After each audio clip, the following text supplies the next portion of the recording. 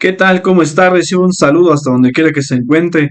Ya tenemos materiales para el taller intensivo de formación continua para docentes a celebrarse del 17 al 19 de julio de 2024. Vamos a verlo.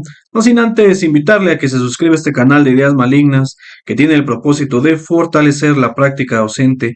Dele clic a ese botón y forme parte de esta comunidad y adhiérase a los canales de Telegram y WhatsApp. Le dejaré en la descripción de este video los enlaces. Y bueno, ¿qué vamos a ver en este video? El taller intensivo de formación continua para docentes, pero la sesión número 2, esta, pero no sin antes vamos a ver los propósitos nada más de esta sesión. Ya nos estamos brincando la presentación y todas esas cosas porque ya en el video de la primera sesión usted ya los puede ver. Y aquí pues recordamos que nos pusieron una propuesta para organizar las actividades y en esa propuesta le correspondería a el 18 de julio la sesión número 2 titulada Interculturalidad Crítica. Bueno, hay otros estados que se estarán adelantando. Es su segunda sesión la que llevará ese nombre y que por propósito es profundizar en el conocimiento y la significación de la interculturalidad crítica como uno de los principios de la nueva escuela mexicana y como uno de los ejes articuladores de su propuesta curricular. Y bueno, pues ahora sí vamos a entrar de lleno a lo que es la sesión número 2, que ya tenemos ahí el propósito abajo, el mismo que acabamos de leer hace unos instantes. Y bien, veamos qué es lo que vamos a encontrar, vamos a desarrollar esta sesión. Para comenzar, se sugiere que se vea la cápsula 3 y 4 del presidente sobre una serie de todo lo que somos se lo debemos a nuestras maestras y nuestros maestros. Y ahora sí vamos a comenzar con una introducción sobre que este plan de estudios 2022 considera que el bienestar de las y los ciudadanos se relaciona con el desarrollo de un conjunto de capacidades humanas que deben desarrollar las mujeres y los hombres en una sociedad democrática y justa. Se trata de evitar y erradicar cualquier forma de discriminación o racismo que puedan sufrir o ejercer las personas al interior de la escuela o de cualquier otro lado. Estas capacidades humanas son expresadas a través de los 7 ejes articuladores. La confluencia de los ejes articuladores y los contenidos de los campos formativos conforman un núcleo integrador del trabajo didáctico. Es importante esto que acabo de leer, que está en coloración como entre oro y naranja, porque esto nos habla de lo que es el par organizador articulador entre eje y campo formativo. Volviendo, dice, creando temas de reflexión que los lleven a mirar desde distintas perspectivas situaciones de sus contextos. Esto que les permita problematizar la realidad y cuestionar el papel de los saberes, conocimientos y posturas respecto a tema de estudio. Esto usted lo puede encontrar en el tema 8.1 del plan de estudios, que ya es los ejes articuladores, donde aquí recuperan parte de esos 6 pasos que alguna vez le platiqué, me parece que es en el episodio 9 de la recarga administrativa, sobre de dónde surgen los 7 ejes articuladores, capacidades humanas. O sea, ya estamos llegando casi al final porque se describen bastantes de ellas y después se concretan en 7 que son los ya conocidos 7 ejes articuladores. Así que si por alguna razón usted no ha pasado por esa lectura, es un buen momento para que conozcamos de dónde surgen, o quizá usted puede recurrir a el podcast de la recarga administrativa, donde no hay nada que ver, solamente escucha y ahí le voy platicando cómo es que se concretan esos 7 ejes articuladores. En esta sesión del taller se nos propone reflexionar en torno a la interculturalidad crítica y viene una cita donde podemos leer: no es un concepto, es una manera de comportarse, no es una categoría teórica, es una propuesta ética. Más que una idea, es una actitud, una manera de ser necesaria en un mundo paradójicamente cada vez más interconectado tecnológicamente y al mismo tiempo más incomunicado interculturalmente. De por sí usted puede encontrar que los 7 ejes articuladores son vistos como una perspectiva ética con el que se puede trabajar cada uno de los contenidos de los campos formativos. El eje articulador es ese puente por el que se hace posible la interconexión entre la escuela, entre el currículo y las comunidades, el entorno cercano. Eso usted lo puede encontrar, repito, en el tema 8.1. Y bueno, pues por aquí nos vamos a encontrar ya con algunos subtemas. Visibilizar las diversidades. Y para esto, le propongo que sea esto visto como una actividad importante. La número uno, observar el video Kipatla, el pasado de Ana, que es el capítulo 8 de la segunda temporada. Este material ya lo puede encontrar aquí en el canal, ya está disponible, ahí en los videos de la SEB, porque pues tiene que ver con la temática que está aquí.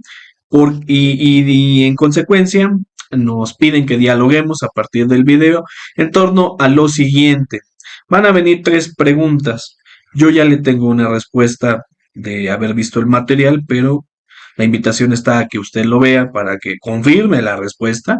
Si usted confía en mí, se lo agradezco mucho, pero siempre hay que recurrir a la fuente principal. ¿Por qué creen que las compañeras y los compañeros de Ana pensaban que era de otro país? Y bueno, fue por su acento, ya que es de la costa, y aunque no se dice inmediatamente después, tiene ascendencia africana. La segunda pregunta, ¿consideran que los rasgos o características de Ana eran valorados o apreciados por sus compañeros? ¿A qué se debe? Y como respuesta, pues en un principio no, pero a raíz de una tarea que deja maestro en el campamento, les fue asignada, encontraron que en esta tarea había que investigar sobre el origen de sus familias y de preferencia preguntárselo a los abuelos. Encontraron que todos tienen, en su familia, una riqueza cultural que proviene de muchos sitios, incluso fuera del país. Después de eso, todo cambió. La siguiente pregunta, en su escuela, ¿se han presentado situaciones de menosprecio como burlas, apodos, exclusión hacia estudiantes, personal de la escuela o familias, en razón de su género, etnia, clase social, identidad sexual, cultura, lengua o capacidades? Bueno, evidentemente esto ya no tiene que ver con el video, así que se requiere de una respuesta muy personal para que podamos emitir un punto de vista. Aquí no sirve las clásicas orientaciones contestadas. Aquí se necesita, afortunadamente se necesita su punto de vista, así que pues esta sí ya no tiene nada que ver con el video. Como ve, pues simplemente son dos preguntas, quizá pues ya hasta le ayude yo ya a resolver esa parte, pero le invito a que revise ese video. A continuación, nos piden que leamos el siguiente fragmento. Los nacionalismos modernos le proporcionan a los estados nacionales la cohesión cultural que requieren para funcionar en lo económico y en lo político, como sujetos colectivos autónomos con un proyecto común. Sin embargo, el problema estructural, y hay que subrayar el problema estructural, porque después viene en amarillo, recuerde que es lo que resalto como más importante del texto en pantalla, de los nacionalismos modernos es que construyen identidades colectivas que eclipsan la diversidad cultural y la homogeneizan a partir de la lengua y la cultura dominante. Ya esos términos hay que empezarlos a estarlos manejando. Probablemente también ya hay muchos que lo están manejando. Y a partir de ello nos vienen dos preguntas para análisis y reflexión. ¿Ustedes reconocen la diversidad que caracteriza a su comunidad escolar? Para resolver esta pregunta, hay algo a lo que hay que recurrir inmediatamente, que es el diagnóstico socioeducativo que se hizo en agosto del ciclo escolar pasado. Bueno, incluso ese todavía hasta tuvo más tiempo. Ahora que ya se implementó el plan de estudios, pues se estará dando cada inicio de ciclo escolar. Solamente tuvo ese beneficio el anterior. Así que ¿de qué manera ustedes reconocieron a su comunidad? Mire, dándole vueltas aquí a los materiales que otras personas en esta red social proponían para realizar ese diagnóstico socioeducativo, incluso especialistas en el ámbito, o por lo menos así son reconocidos, de repente los diagnósticos eran tan profundos, tan elaborados, tan técnicos, que, que hasta ellos mismos yo creo que sí necesitaban también esa parte de la humanización. Así que hay que hacer una valoración sobre de toda la información que recolectamos o que capturamos en esos diagnósticos, ¿cuáles realmente le sirvieron a la escuela para poder entender la dinámica comunitaria? Y eso obviamente va a necesitar que cada uno de los docentes en sus campos formativos o disciplinas, en función de la fase donde trabajen, cómo les fue, de qué manera abrieron metafóricamente las puertas y, y propusieron ese acercamiento o ese aproximamiento con la comunidad escolar. Ya de ahí es donde se va a entender qué tanto sabemos de nuestro entorno cercano a las escuelas, y por supuesto que cada escuela tendrá una respuesta. Hay que tratar de mantener la objetividad en todo momento. Y ahora, en nuestros grupos de escolares, en la escuela incluso completa, ¿qué características dan muestra de la diversidad en el alumnado y entre nosotros colectivo docente? Esto también es importante. Recordará que en el diagnóstico socioeducativo, cuando teníamos solamente avances de los programas sintéticos, en el plano uno esta era una consideración, venían por incisos, y este era incluso el inciso A, me parece, en el que al interior de la escuela, porque no todo es hacia afuera, ¿eh? En el diagnóstico también importa el interno y sobre estas características, así que también hay que contrastar si el que realizamos hace el año pasado, o sea, pero el de este ciclo escolar, tuvo información relacionada con ello. ¿Por qué puede ser importante saberlo? Mire, si, y me voy a referir a fase 6 donde los titulares son por disciplina, excepto telesecundaria. Imagínense que pues ustedes intentan trabajar de manera colectiva, por campo formativo, y cada uno tiene una personalidad, cada uno tiene sus propios saberes y conocimientos, su temperamento, cuántas cosas habrá de considerarse ahí nada más para el trabajo, ya no tanto para la convivencia, ese es otro asunto, pero al menos para el trabajo. No quiere decir que en las otras fases no se dé, a final de cuentas también se puede dar en el momento en que exista por ahí el maestro de educación física, la maestra de artes, o que se intente hacer trabajo interfaces. Es importante saber esto también, al menos, si no es por trabajo, pues por convivencia, ¿por dónde les gustaría verlo? Es importante resolver esas preguntas. Nos acercamos ahora a otro subtema, la interculturalidad crítica en la nueva escuela mexicana. Aquí coloco y propongo una segunda actividad importante. Para seguir profundizando en los elementos que subyacen a la interculturalidad crítica de esta nueva escuela mexicana, se sugiere que integren equipos y revisen los siguientes textos. Como usted puede ver, son 4 viñetas, 3 anexos que vienen en la página. Bueno, en el momento en que estoy grabando este video no revisé si ya la actualizaron o colocaron los libros sin recetas, eso ya los tenemos de todos modos, pero en la lectura aparece la necesidad de recurrir a un tema que se encuentra en esa fuente. Así que tenemos 4.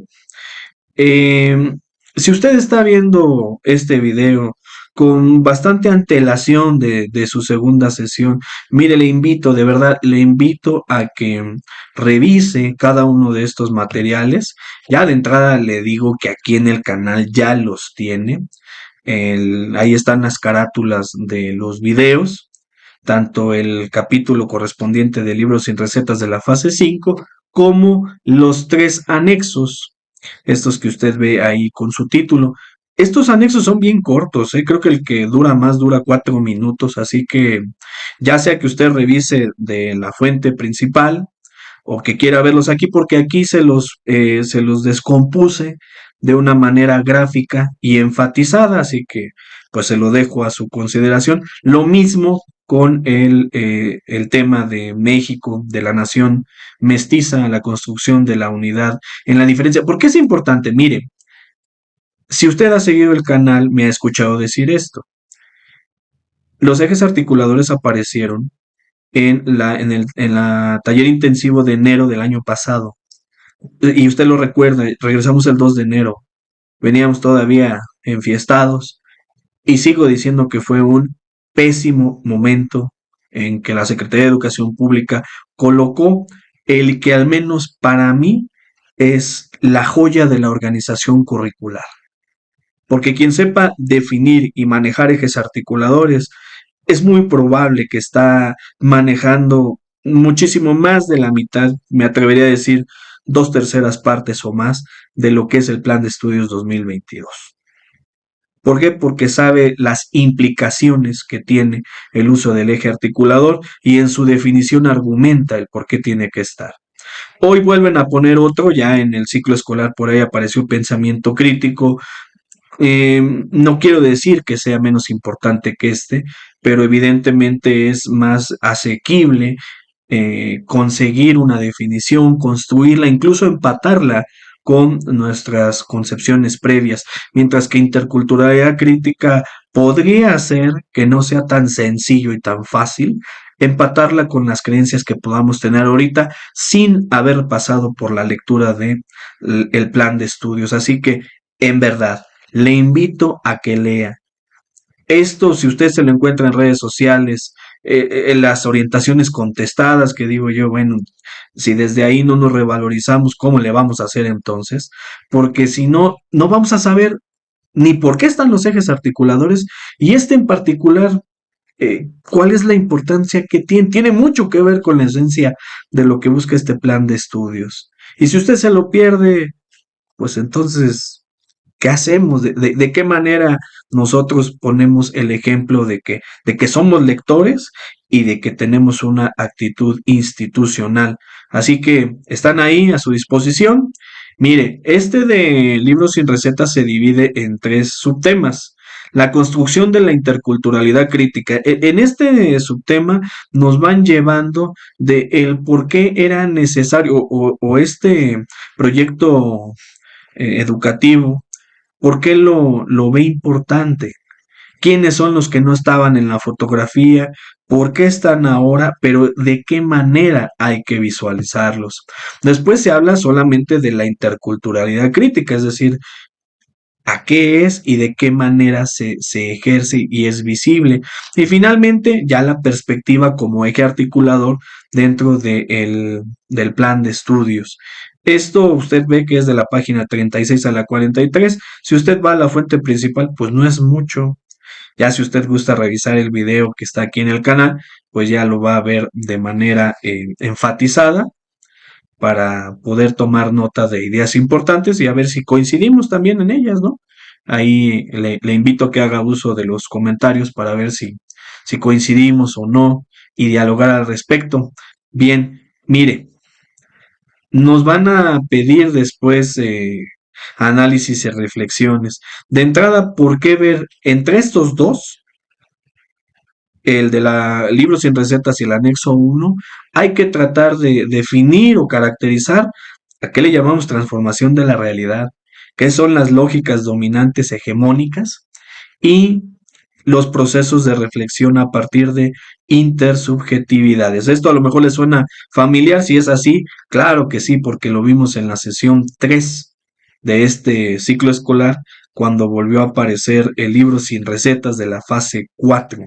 A ver si no me equivoco, es la segunda o la 3, pero creo que sí es en la 3, cuando vimos la NEM y el cambio de época. Ahora, entre el anexo 2 y el libro sin recetas, hay que caracterizar qué son las culturas no hegemónicas, que es el diálogo entre los actores presentes, entre las culturas y la convivencia.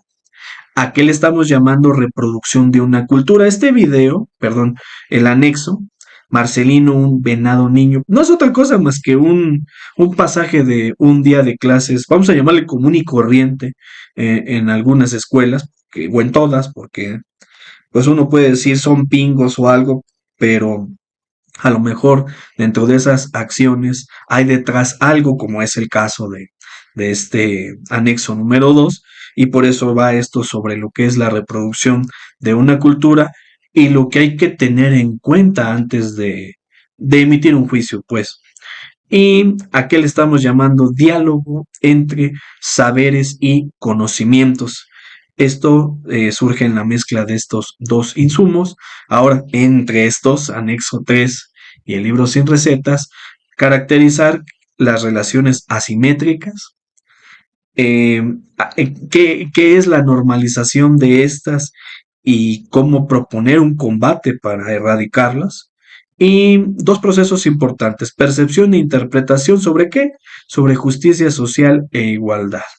Mire, si yo respondo aquí sobre lo que nos vamos a encontrar, pues es mi punto de vista. Aquí el que importa es el de usted, el de todos, porque cuando nos escuchemos entre todos, entre más voces, pues podemos incluso fortalecer el concepto que teníamos o incluso podemos apuntalar alguna estrategia que pueda beneficiar a nuestras escuelas.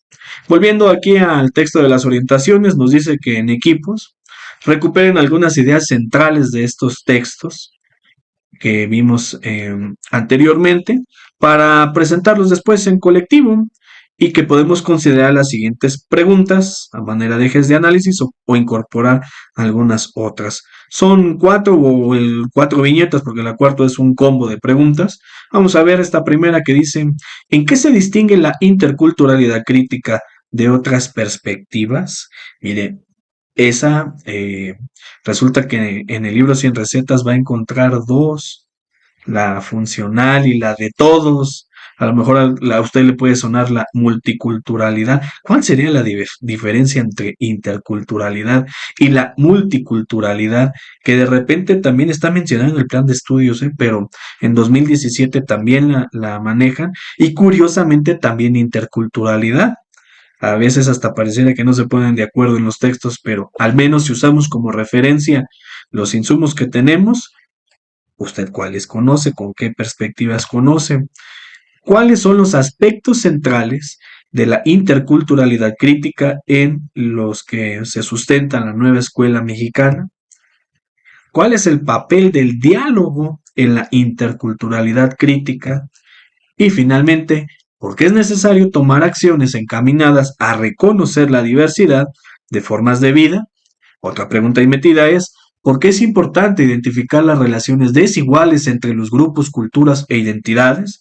Y finalmente, ¿cómo propiciar el diálogo entre distintas culturas? Y bueno, pues, ¿qué creen? Todas están en este. No en los anexos no los va a encontrar.